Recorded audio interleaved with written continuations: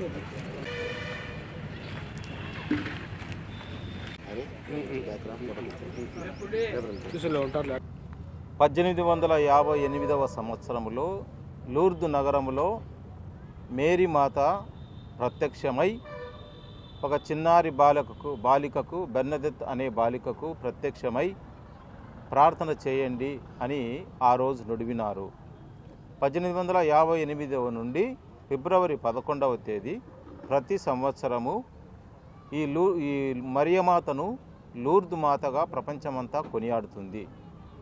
మరి ముఖ్యముగా 50 సంవత్సరాల క్రితం స్వర్గీయ ఫ్రాన్సిస్ క్రంబ్లిస్ వారు మరియాపురంలోని ఈ పరిసర ప్రాంతాలని లూర్దు మాత పుణ్యక్షేత్రంగా అంకితం చేశారు.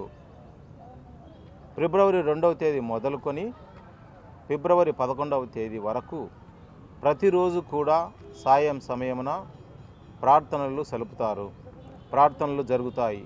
ఈ ప్రార్థనలకు మరియాపురంలో ఉండేవాళ్ళే కాకుండా చుట్టుపక్కల ఉండేవాళ్ళు హైందవులు, ముస్లింలు ఎంతోమంది ప్రతిదినం వచ్చి ఆ మరియమాతను దర్శించుకొని ఆమె యొక్క అనుగ్రహాలు పొందుతూ ఉన్నారు.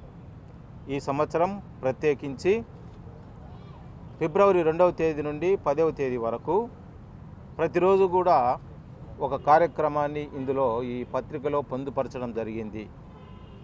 ఫిబ్రవరి 10వ తేదీ డాన్ బోస్కో ఐటీఐలో పూజా ప్రార్థనలు చేసి తదనంతరము మేరీమాతను పురవీధులలో ఊరేగించుకుంటూ వస్తూ ఇక్కడికి చేరుతుంది.